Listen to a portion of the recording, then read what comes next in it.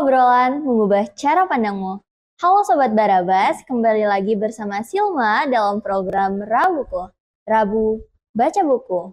Wow, gak kerasa ya, kita ketemu lagi di podcast kita yang dimana menjadi tempat kita untuk tumbuh, ruang kita untuk memahami diri, dan juga mencari makna yang ada dalam hidup kita. Nah, teman-teman, di episode kali ini kita bakal ngebahas satu hal yang sangat menarik dan powerful nih, dengan judul Temukan Arus dalam Setiap Apa Yang Kamu Lakukan. Nah, teman-teman pernah nggak sih ngerasa ngelakuin sesuatu terus sampai lupa waktu? Atau bahkan berjam-jam, tapi kamu nyaman, kamu fokus, dan kamu merasa bahagia. Nah, itulah yang dinamakan flow atau disebut dengan pokok mengalir. Jadi kita menggunakan konsep mengalir. Nah, ternyata konsep flow ini itu menjadi bagian dari rahasia orang Jepang untuk tetap awet muda dan menemukan makna dalam hidupnya. Nah, teman-teman, ternyata ada 7 cara atau 7 hal yang mendasar gimana kita menemukan flow kita. Gimana cara kita menemukan konsep mengalir yang ada pada diri kita. Nah, yang pertama itu mengetahui apa yang harus kita lakukan. Flow itu nggak datang dari kebingungan. Flow itu datang ketika kamu merasa yakin atau kamu merasa sesuatu hal itu penting untuk kamu. Jadi, mulai dari sekarang, coba tentukan apa yang ingin kamu lakukan dari sekarang. Tentukan apa yang kamu pengen kerjakan, apa yang kamu pengen dapatkan dari sekarang. Dan yang kedua, mengetahui bagaimana cara melakukannya. Jadi bukan sekedar tahu, tetapi kamu juga harus paham gimana konsep-konsep mendasar yang menjadi langkah-langkah dalam keinginan kamu tadi. Kan tadi kamu udah berpikir nih, apa yang ingin kamu lakukan. Nah, setidaknya kamu paham dasar apa yang pengen kamu lakukan. Karena kalau kamu nggak paham konsep dasar yang pengen kamu lakukan, nah tentu aja kamu akan selalu ke distract dan malah hilang fokus.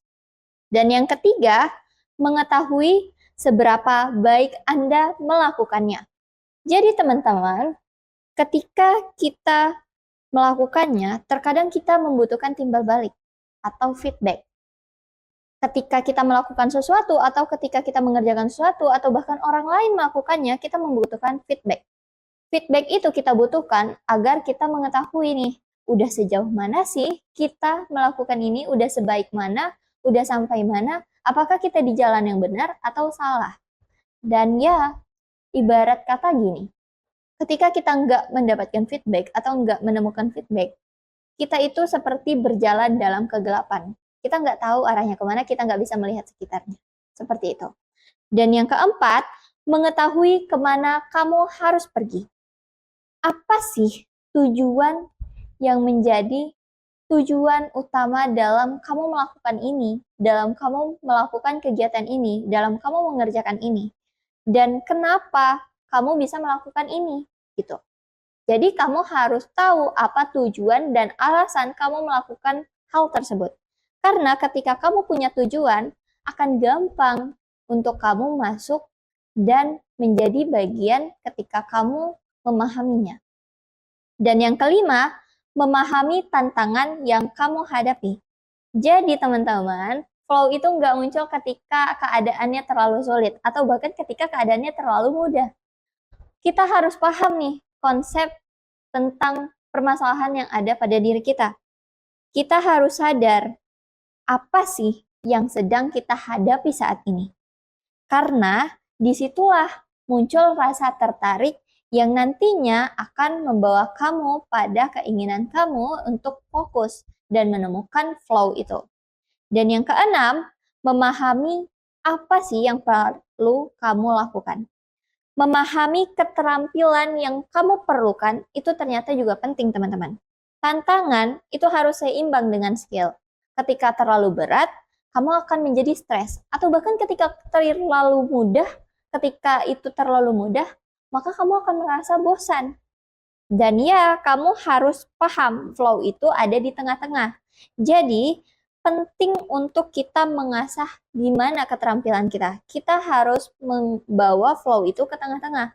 Karena ketika terlalu penting atau terlalu sulit itu tadi, kita akan merasa stres. Dan ketika terlalu mudah, kita akan merasa bosan.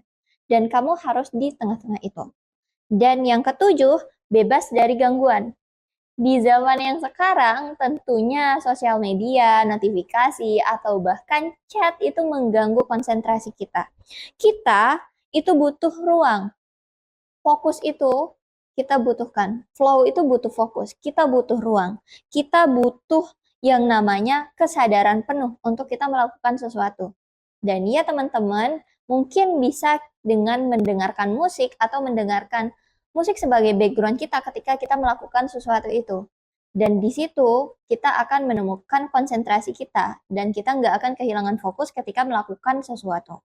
Dan teman-teman, dari poin 7 tadi, mana sih yang paling sering kamu rasakan ketika kamu ingin melakukan sesuatu? Nah, mungkin itu menjadi titik awal untuk kamu berubah, untuk kamu memahami bagaimana cara kamu untuk fokus dan menemukan flow itu. Dan ya teman-teman, dalam buku Ikigai ternyata ada 4 strategi dalam menemukan flow itu. Dan yang pertama itu pilih tugas yang sulit, tapi jangan sangat sulit. Sama nih teman-teman kuncinya. Ketika tugas itu sangat sulit, kita akan merasa stres. Dan ketika tugas itu sangat mudah, kita akan merasa bosan. Nah, jadi pilihlah sesuatu yang menantang dan membuat kamu tertarik untuk melakukannya, dan kamu nggak merasa yang kamu lakukan itu di luar kendali kamu. Jadi, mulailah dengan sesuatu yang sedikit menantang, dan kamu tahu, dan kamu tertarik untuk melakukan hal itu. Dan yang kedua, memiliki sasaran yang jelas dan konkret. Memiliki sasaran yang jelas dan konkret. Jangan bilang, aku mau belajar, tapi aku mau menyelesaikan 10 halaman satu hari ini. Aku mau menyelesaikan 10 halaman membaca buku di satu hari ini. Aku mau menyelesaikan 10 materi untuk aku pelajari di satu hari ini. Jadi kamu harus tentukan tujuan kamu dengan spesifik. Semakin kamu mudah menentukan tujuan kamu dengan spesifik, maka semakin mudah kamu fokus untuk meraih target itu, teman-teman. Dan yang ketiga, konsentrasi pada tugas yang penting. Konsentrasi pada satu tugas yang penting. Jadi fokus pada satu, jangan multitasking. Semua dikerjakan berbarengan.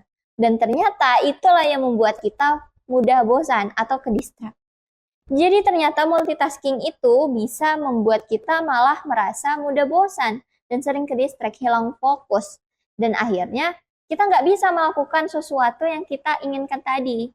Makanya teman-teman, kita harus pilih satu tugas yang menurut kamu sangat penting. Multitasking itu sebenarnya ilusi, teman-teman. Jadi setiap kamu berpindah fokus, kamu akan menemukan sebuah momentum. Kamu akan kehilangan sebuah hal baru. Sebuah hal yang lama akan hilang dan muncul hal baru. Dan itu sangat merusak konsentrasi dalam otak kita. Jadi, flow itu muncul ketika kamu benar-benar fokus pada satu hal. Coba kamu refleksi pelan-pelan. Sekarang kamu bayangkan nih, bagaimana kalau kamu masuk ke dalam kondisi flow setiap hari? Bagaimana kalau kamu merasa kamu itu lebih ringan, kamu lebih enjoy dan memiliki kehidupan yang bermakna. Jadi teman-teman, flow itu bukan sekedar hadir, tetapi kamu memahami, kamu ada di situ dan kamu tahu kenapa kamu melakukan itu. Dan ya, untuk menemukan flow itu tentunya nggak mudah teman-teman, karena ternyata konsep mengalir itu juga sudah kita terapkan. Namun kita nggak sadar. Mungkin banyak yang belum sadar tentang konsep mengalir ini. Karena Seperti air yang mengalir derasnya menuju sampai ke titik tujuan mereka, begitulah kehidupan kita. Jadi ketika kita pengen sampai di titik tujuan kita harus mengikuti bagaimana prosesnya. Jadi kita harus memahami proses dan mengikuti itu dengan baik sampai kita menemukan tujuan kita itu tadi, teman-teman.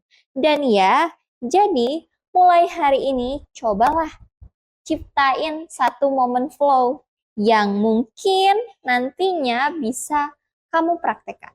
Mungkin mulai dari mematikan notifikasi, atau bahkan tentukan satu tujuan utama kamu, atau mungkin bisa dengan mengaktifkan mode jangan ganggu dalam HP kamu, dalam handphone kamu, mematikan sosial media kamu, dan fokus dengan satu tujuan yang menjadi sasaran kamu untuk kembali fokus dan menemukan flow itu. Jadi teman-teman, karena kebahagiaan itu bukan sesuatu yang jauh. Kebahagiaan itu bukan datang dari sesuatu hal yang jauh atau besar banget. Tapi ternyata kebahagiaan itu bisa datang dari hal yang sekecil mungkin dan kita memahami makna dari hal itu. Jadi, makanya ketika kita memunculkan sesuatu atau kita sadar gimana kita bisa tenggelam di dalamnya, mungkin dari situlah perjalanan kita dimulai. Dari situ fokus kita bisa teralihkan, dari situ juga fokus kita bisa kembali. Dan ketika kita memahami konsep mengalir tadi, mungkin kita akan lebih enjoy menikmati kehidupan kita. Kita nggak merasa stres, kita nggak akan merasa bosan, atau bahkan kita nggak memahami apa yang ada dalam diri kita. Dan ya teman-teman, jadi cobalah mulai dari sekarang munculkan sesuatu hal yang membuat kamu tertarik untuk mendapatkan flow atau konsep mengalir itu. Jadi mungkin mulai dari sekarang refleksi diri kamu dan temukan flow yang ada dalam kehidupan kamu. Mungkin cukup sekian episode kita kali ini. Semoga ini membantu teman-teman untuk lebih memahami diri tentang diri kita sendiri. Semoga hal ini bermanfaat untuk kita semua. Sampai jumpa di next video. Bye-bye. Terima kasih.